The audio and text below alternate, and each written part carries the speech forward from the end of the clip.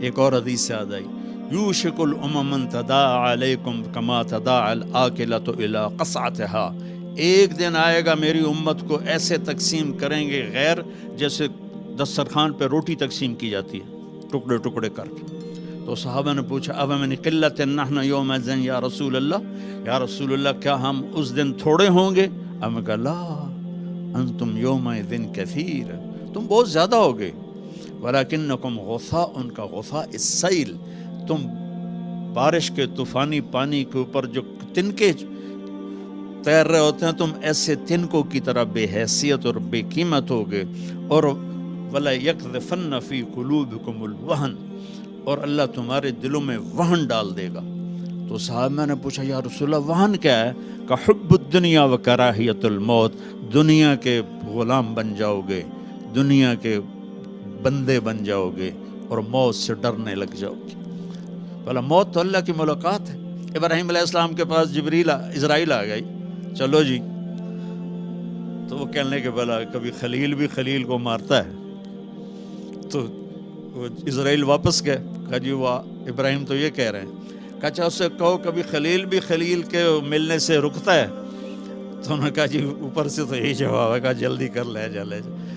مسلمان کے لیے تو اللہ کی قسم اگر اللہ راضی ہے تو موت سے خوبصورت تحفہ کوئی نہیں، موت سے خوبصورت پیغام کوئی نہیں۔ اگر اللہ ناراض ہے پھر تباہی ہے۔ عمر بن عبدالعزیز اس تخت پہ بیٹھے جس پہ بنو امیہ کے ظالم حکمران بیٹھے تھے، عبد الملک بن مروان، پھر ولید بن عبد الملک، پھر سلیمان بن عبد الملک، اور چوتھے عمر بن عبدالعزیز۔ عبد الملک ان کے سگے چچا تھے، عمر بن عبدالعزیز اور عبد الملک بھائی تھے، مروان کے بیٹے تھے۔ تو عمر بن عبدالعزیز نے 2.25 سال حکومت کی، اور 3 براعظم میں زکوٰۃ لینے والا کوئی نہ بچا۔ 3 براعظم پہ حکومت تھی، جنوبی فرانس سے لے کر شمالی افریقہ تک اور ملتان تک اس بندے کا جھنڈا لہراتا تھا، اور 3 براعظم میں زکوٰۃ لینے والا کوئی نہ بچا، کہ پہلے خزانہ اپنا سمجھ کے لوٹتے رہے، اور انہوں نے خزانے کو امانت سمجھ کے استعمال کیا۔ تو وہ انہوں نے بلایا شام کے قاضی رجا کو، کہنے لگے دیکھو عبد الملک میرے چچا مرا تھا تو میں اس کی قبر میں اترا تھا تو اس کے چہرے کا رنگ کالا سیاہ ہو گیا تھا، اور اس کا چہرہ قبلے سے یوں ہو گیا تھا، اور عبد الملک کی یہ جگہ سرخ تھی سیب کی طرح۔ پھر میں نے ولید کو قبر میں اتارا، وہ اس کی کفن کی گیرا کھول کے دیکھا تو اس کا چہرہ ادھر تھا اور کالا سیاہ تھا۔ پھر میں نے سلیمان کو قبر میں اتارا تو اس کے چہرے کو دیکھا تو کالا سیاہ تھا اور قبلے سے ہٹا ہوا تھا، بلکہ سلیمان کی ڈیڈ باڈی جب قبر کے قریب گئی، ہم قبر میں اتارنے کے لیے کوئی رومال لاتا ہے، کوئی ادھر ادھر حرکت کرتے ہیں تو اس کی باڈی ایسے سے ہلنے لگی، تو اس کے بچوں نے کہا ہمارا ابا زندہ ہے۔ عمر بن عبدالعزیز نے فرمایا زندہ نہیں، قبر کا عذاب شروع ہو چکا ہے۔ اور ان تینوں کا جرم کیا تھا؟ ظالم تھے، بددیانت تھے، قومی خزانے کو ذاتی ملک بنا لیا تھا۔ یہ کیا سمجھتے ہیں حکمران کہ یہ مزے کریں گے؟ ان سب کے ہاتھ ایسے بندھے ہوں گے قیامت کے دن۔ یہ جتنے جج صاحبان ہیں یہ کیا سمجھتے ہیں کہ ہمیں بڑی اعلیٰ پوسٹ ملی ہوئی ہے؟ ان کے قیامت کے دن ہاتھ یہاں بندھے ہوئے ہوں گے۔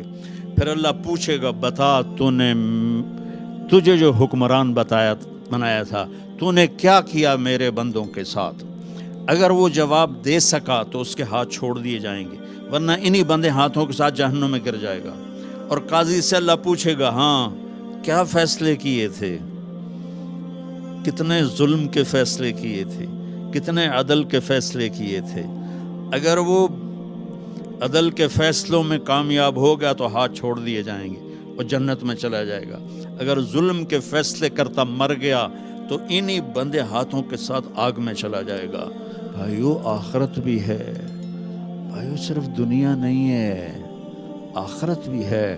टुक हिर्स हवस को छोड़ मियाँ, मत देस बदेस फिरे मारा, कज़ाक अजल का लूटे है दिन रात बजा कर नक्कारा, क्या बधिया भैंसा बैल शुतर, क्या गोनी पल्ला सरबारा, क्या गेहूं चावल मोठ मटर, क्या आग धुआं और अंगारा, सब ठाठ पड़ा रह जाएगा जब लाद चलेगा बंजारा। ये तो रहने की दुनिया नहीं है। दुनिया सलासत अय्याम। मेरा नबी फरमाते थे मैं पाँव उठाता हूँ तो रखने की उम्मीद नहीं होती, सांस अंदर ले जाता हूँ तो बाहर निकालने की उम्मीद नहीं होती। तो भाइयों, अल्लाह के वास्ते अपनी आखिरत का सौदा ना करो। दुनिया का सौदा करना पड़े तो कर दो। क्यों हुसैन ज़बा हो गए 72 समेत, 16 अहले बैत, बाकी जान निसार, क्यों इतना कीमती खून ज़बा हो गया कि एक तरफ दुनिया थी एक तरफ आखिरत थी। उन्होंने आखिरत को गले लगाया, नेज़ों पे सर चढ़ गए। आशिक का जनाजा है ज़रा धूम से निकले, महबूब की गलियों से ज़रा घूम के निकले, चढ़ गए नेज़ों पर। और यजीद ने दुनिया बना ली, आज तक लानत पड़ रही है। तो भाइयों, मैं सारी कौम को हाथ जोड़ के कहता हूँ, हम मिल के अब तौबा करें और हम एक ईमान, उसके बाद नमाज को ही ना छोड़ें, नमाज की पाबंदी करें। हमारी कौम में नमाज बहुत कम है। हमारे KPK के इलाके में नमाजी हैं, लेकिन वहाँ सूद बहुत ज़्यादा है। लोग सूद पे देते हैं और बहुत जुल्म करते हैं। नमाजी हैं लेकिन सूद नहीं छोड़ते हैं, तो ये उनके लिए बहुत बड़ी तबाही बन जाएगी। 2 आदमियों पे ज़बरदस्त अजाब आने वाला है। 2 आदमी, उम्मत मुस्लिमा में 2 किस्म के लोगों पर सबसे शदीद अजाब होगा।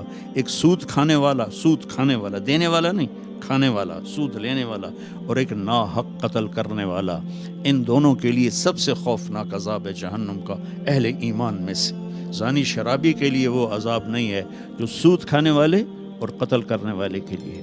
तो नमाज पढ़ो, सारी कौम से कहता हूँ नमाज पढ़ो। अल्लाह ने रिस्क दिया है, ज़कात दो, कुरान पढ़ो, अल्लाह के वास्ते कुरान पढ़ो, अल्लाह के नबी की सीरत पढ़ो, इल्म हासिल करो कि मेरा रब मुझसे क्या चाहता है।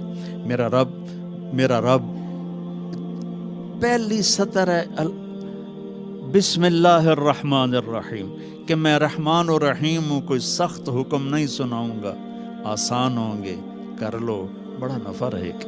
तो कुरान पढ़ो, नबी की ज़िंदगी पढ़ो, सहाबा की ज़िंदगी पढ़ो, और कुरान को अपना विर्द बनाओ। तीसरा कलमा, दुरूद शरीफ, इस्तिग़फ़ार, चलते फिरते उठते बैठते अपना ये ज़िक्र बनाओ और अपने अखलाक को बुलंद करो। अपने आप सारे सियासी लोग बैठे हैं, लेकिन मैं नबी की बात करूँगा, अपनी ज़बान का बोल मीठा करो। सबसे कहता हूँ जितने सुन रहे हैं, ज़बान का बोल मीठा करो। मेरे नबी को पसंद नहीं है शिद्दत के बोल। और एक ये बाद में कहूँगा